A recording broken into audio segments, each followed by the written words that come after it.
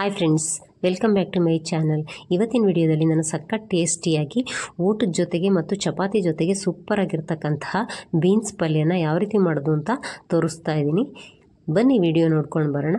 ಫಸ್ಟ್ಗೆ ನಾನಿಲ್ಲಿ ಒಂದು ಬಾಣಲೆ ಇಟ್ಕೊಂಡು ಅದಕ್ಕೆ 1 ಸ್ಪೂನಷ್ಟು ಕೊಬ್ಬರಿ ಎಣ್ಣೆನ ಹಾಕ್ಕೊಂಡಿದ್ದೀನಿ. ಕೊಬ್ಬರಿ ಎಣ್ಣೆ ಎಲ್ಲ ಸ್ವಲ್ಪ ಕರಗಿದ ನಂತರ ಅದಕ್ಕೆ 1 ಟೇಬಲ್ ಸ್ಪೂನಷ್ಟು ಕಡಲೆಬೇಳೆ, 1 ಟೇಬಲ್ ಸ್ಪೂನಷ್ಟು ಉದ್ದಿನಬೇಳೆ ಹಾಗೂ 4 ಬ್ಯಾಡಗಿ ಮೆಣಸಿನ್ಕಾಯಿ, 2 ಗುಂಟೂರು ಮೆಣಸಿನ್ಕಾಯಿನ ಹಾಕ್ಕೊಂಡು ಚೆನ್ನಾಗಿ ಈ ರೀತಿ ಮಿಕ್ಸ್ ಮಾಡ್ಕೊಳ್ತಾ ಲೋ ಫ್ಲೇಮಲ್ಲೇ ಇದನ್ನು ಫ್ರೈ ಮಾಡ್ಕೊಳ್ತಾ ಇದ್ದೀನಿ. ಇದು ಸ್ವಲ್ಪ ಫ್ರೈ ಆದ ನಂತರ ಅದಕ್ಕೆ ನಾನು 1 ಟೇಬಲ್ ಸ್ಪೂನಷ್ಟು ಧನಿಯಾ ಕಾಳು, ಅರ್ಧ ಸ್ಪೂನಷ್ಟು ಸಾಸಿವೆ, 1 ಸ್ಪೂನಷ್ಟು ಜೀರಿಗೆ ಮತ್ತು ಸ್ವಲ್ಪ ಕಾಳುಮೆಣಸುಗಳನ್ನ ಹಾಕ್ಕೊಂಡು ಈ ರೀತಿ ಚೆನ್ನಾಗಿ ನಾನು ಮಿಕ್ಸ್ ಮಾಡ್ಕೊಳ್ತಾ ಗೋಲ್ಡನ್ ಕಲರ್ ಬರೋವರೆಗೂ ಕಡಲೆಬೇಳೆ ಉದ್ದಿನಬೇಳೆ ಫ್ರೈ ಮಾಡ್ಕೊಳ್ತಾ ಇದ್ದೀನಿ. ಮತ್ತು ಮೆಣಸಿನ್ಕಾಯಿ ಕೂಡ ಚೆನ್ನಾಗಿ ಅದು ಕ್ರಿಸ್ಪ್ ಆಗಬೇಕು, ಅಲ್ಲಿವರೆಗೂ ಚೆನ್ನಾಗಿ ಈ ರೀತಿ ಫ್ರೈ ಮಾಡ್ಕೊಳ್ಬೇಕಾಗತ್ತೆ. ಈಗ ಅದಕ್ಕೆ ಸ್ವಲ್ಪ ಕರಿಬೇವಿನ ಸೊಪ್ಪನ್ನು ಕೂಡ ಹಾಕಿ ಫ್ರೈ ಮಾಡ್ಕೊಳ್ತಾ ಇದ್ದೀನಿ. ನೋಡಿ, ಇವಾಗ ಸ್ವಲ್ಪ ಕಲರ್ ಚೇಂಜ್ ಆಗಿದೆ ಕಡಲೆಬೇಳೆ ಉದ್ದಿನಬೇಳೆ ಎಲ್ಲ. ಇವಾಗ ನಾನಿಲ್ಲಿ 1 ಹಿಡಿಯಷ್ಟು ತೆಂಗಿನಕಾಯಿ ತುರಿನ ಹಾಕ್ಕೊಳ್ತಾ ಇದ್ದೀನಿ. ಇದನ್ನು ಕೂಡ ಚೆನ್ನಾಗಿ ಈ ರೀತಿ ಮಿಕ್ಸ್ ಮಾಡ್ಕೊಳ್ತಾ ಲೋ ಫ್ಲೇಮಲ್ಲೇ ಇದನ್ನು ಫ್ರೈ ಮಾಡ್ಕೊಳ್ಬೇಕು. ಇದು ಕಂಪ್ಲೀಟಾಗಿ ಸ್ವಲ್ಪ ಹಸಿ ಅಂಶ ಹೋಗಿ ಸ್ವಲ್ಪ ಉದುರುದ್ರಾಗೋವರೆಗೂ ನಾವು ಫ್ರೈ ಮಾಡ್ಕೊಳ್ಬೇಕಾಗತ್ತೆ. ಅದು ಫ್ರೈ ಆದ ನಂತರ ತೆಗೆದುಕೊಂಡು ತಣ್ಣಗಾಗಲಿಕ್ಕೆ ಬಿಟ್ಟು ಅದನ್ನು ಗ್ರೈಂಡ್ ಮಾಡಿಕೊಂಡು ತಂದು ಸೈಡಿಗೆ ಎತ್ತಿಟ್ಕೊಳ್ತಾ ಇದ್ದೀನಿ. ಈಗ ಅದೇ ಬಾಣಲೆಗೆ ನಾನು 2 ಟೇಬಲ್ ಸ್ಪೂನಷ್ಟು ಎಣ್ಣೆನ ಹಾಕ್ಕೊಂಡು 2 ಸ್ಪೂನಷ್ಟು ಹೆಸರುಬೇಳೆ, ಒಂದು ಅರ್ಧ ಸ್ಪೂನಷ್ಟು ಸಾಸಿವೆ, ಸ್ವಲ್ಪ ಕರಿಬೇವಿನ ಸೊಪ್ಪನ್ನು ಕೂಡ ಹಾಕ್ಕೊಂಡು ಹೆಸರುಬೇಳೆ ಸ್ವಲ್ಪ ಕಲರ್ ಚೇಂಜ್ ಆಗೋವರೆಗೂ ಫ್ರೈ ಮಾಡ್ಕೊಳ್ತಾ ಇದ್ದೀನಿ.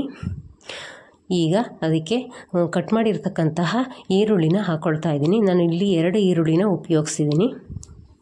ಈಗ ಈರುಳ್ಳಿ ಕೂಡ ಚೆನ್ನಾಗಿ ಫ್ರೈ ಆಗಬೇಕು. ಅದು ಸ್ವಲ್ಪ ಟ್ರಾನ್ಸ್ಪರೆಂಟ್ ಆಗೋವರೆಗೂ ಅದು ಫ್ರೈ ಆಗಬೇಕಾಗತ್ತೆ. ಈ ರೀತಿ ಚೆನ್ನಾಗಿ ನಾನು ಲೋ ಫ್ಲೇಮಲ್ಲೇ ಫ್ರೈ ಮಾಡ್ಕೊಳ್ತಾ ಇದ್ದೀನಿ.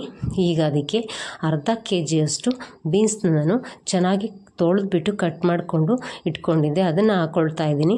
ಈಗ ಇದಕ್ಕೆ ಸ್ವಲ್ಪ ಉಪ್ಪನ್ನು ಹಾಕ್ಕೊಳ್ಳೋಣ. ಇದಕ್ಕೆ ಉಪ್ಪನ್ನು ಹಾಕಿದ ನಂತರ ಮಿಕ್ಸ್ ಮಾಡ್ಕೊಳ್ತಾ ನಾನು ಮೀಡಿಯಮ್ ಫ್ಲೇಮ್ ಇಟ್ಕೊಂಡು ಇದನ್ನು ಫ್ರೈ ಮಾಡ್ಕೊಳ್ತಾ ಇದ್ದೀನಿ. ಇಲ್ಲಿವರೆಗೂ ವಿಡಿಯೋ ನೋಡಿದರೆ ರೆಸಿಪಿ ಇಷ್ಟ ಆದರೆ ಒಂದು ಲೈಕ್ ಕೊಡೋದನ್ನು ಮರಿಬೇಡಿ. ಹಾಗೆ ಸಬ್ಸ್ಕ್ರೈಬ್ ಕೂಡ ಮಾಡ್ಕೊಳ್ಳಿ. ಇದೇ ರೀತಿ ಹೆಲ್ತಿ ಮತ್ತು ಈಸಿ ರೆಸಿಪಿಗಾಗಿ ನೀವು ನಮ್ಮ ಚಾನಲ್ನ ಇದೇ ರೀತಿ ವಾಶ್ ಮಾಡ್ತಾಯಿರಿ. ಈಗ ನೋಡಿ, ಚೆನ್ನಾಗಿ ಅದು ಬೀನ್ಸ್ ಎಲ್ಲ ಬೆಂದಿದೆ. ಇಷ್ಟ ಆದಾಗ ನಾವು ಗ್ರೈಂಡ್ ಮಾಡಿ ಇಟ್ಕೊಂಡಿದ್ವಲ್ವ ಮಸಾಲೆ ಪೌಡರು, ಅದನ್ನು ಹಾಕ್ಕೊಂಡ್ಬಿಡ್ಬೇಕು. ನಂತರ ಅದಕ್ಕೆ ಕೊತ್ತಂಬರಿ ಸೊಪ್ಪನ್ನ ಧಾರಾಳವಾಗಿ ಹಾಕ್ಕೊಂಡು ಈ ರೀತಿ ಮಿಕ್ಸ್ ಮಾಡಿಕೊಂಡು ಗ್ಯಾಸ್ನ ಆಫ್ ಮಾಡಿಕೊಂಡ್ರೆ ಸೂಪರ್ ಆದಂತಹ ಬೀನ್ಸ್ ಪಲ್ಯ ರೆಡಿಯಾಗುತ್ತೆ.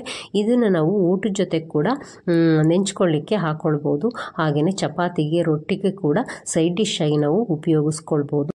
ಈ ರೀತಿ ಬೀನ್ಸ್ ಪಲ್ಯನ ನೀವು ಕೂಡ ನಿಮ್ಮ ಮನೆಯಲ್ಲಿ ಮಾಡಿಕೊಂಡು ಯಾವ ರೀತಿ ಬಂತು ಅಂತ ನನಗೆ ಕಮೆಂಟಲ್ಲಿ ತಿಳಿಸಿ.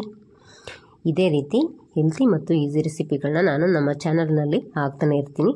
ಮಿಸ್ ಮಾಡ್ದೇ ವಾಚ್ ಮಾಡ್ತಾಯಿರಿ. ಅಲ್ಲಿವರೆಗೂ thank you for watching. Bye friends.